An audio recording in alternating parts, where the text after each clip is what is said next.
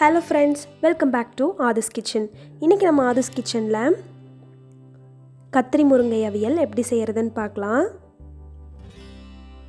Stove on பண்ணிட்டு கடாய் வச்சுக்கலாம். 3 tablespoon oil சேர்த்துட்டு ஆயில் சூடானதும் 1/4 டேபிள்ஸ்பூன் கடுகு, 1 இன்ச் பட்டை, 2 கிராம்பு, 1 அன்னாசி மொக்கு, 1 பிரியாணி இலை இது சேர்த்துட்டு நல்லா வதக்கிடலாம். கட் பண்ணி வச்ச ஒரு பெரிய வெங்காயத்தை சேர்த்துக்கலாம். 2 வரமிளகாய்,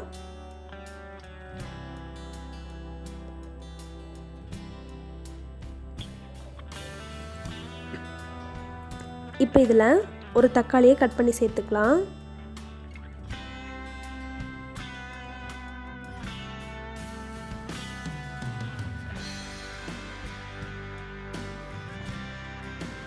வெங்காயம் தக்காளி நல்லா வதங்கிடுச்சு. இதில் ஒரு பெரிய முருங்கைக்காயை இந்த சைஸ்க்கு கட் பண்ணி சேர்த்துக்கலாம்.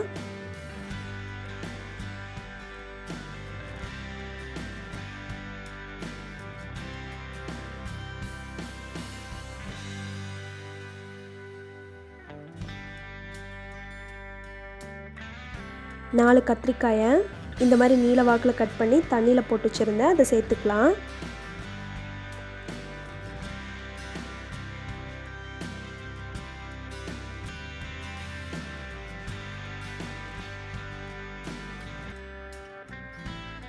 அரை டேபிள் ஸ்பூன் மஞ்சத்தூள்,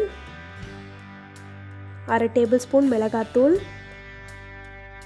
அரை டேபிள் ஸ்பூன் தனியாத்தூள், 1/4 டேபிள் ஸ்பூன் கரம் மசாலா. இந்த அவியலுக்கு தேவையான அளவுக்கு உப்பு சேர்த்து ஒரு 2 நிமிஷம் நல்லா வதக்கிக்கலாம்.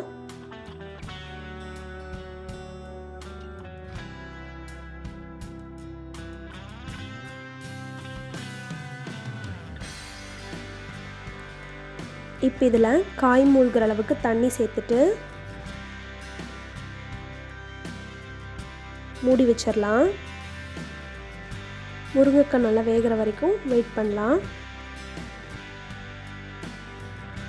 மிக்சர் ஜாரில் 3/4 கப் தேங்காய், 3 பச்சை மிளகாய், அரை டேபிள் ஸ்பூன் சோம்பு, கொஞ்சமாக தண்ணி சேர்த்துட்டு இது நல்லா பேஸ்ட்டாக அரைச்சி எடுத்துக்கலாம்.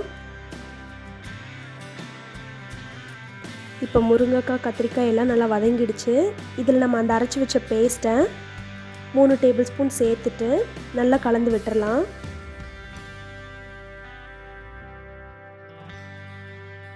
அந்த மசாலாவோட பச்சை வாசனை போகிற வரைக்கும் நல்லா கொதிக்கட்டும்.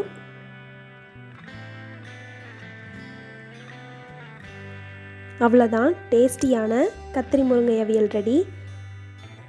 இதை சாதத்து கூட வச்சு சாப்பிடும்போது நல்லா டேஸ்ட்டாக இருக்கும். கண்டிப்பாக இந்த மாதிரி நீங்கள் வீட்டில் ட்ரை பண்ணி பாருங்கள். உங்களுக்கு நாங்கள் போடுற வீடியோஸ் பிடிச்சிருந்தது அப்படின்னா ஆதுஸ் கிச்சனுக்கு சப்ஸ்கிரைப் பண்ணுங்கள். கூடவே இருக்கிற பெல் ஐக்கானையும் கிளிக் பண்ணுங்கள். தேங்க்யூ ஃபார் வாட்சிங்.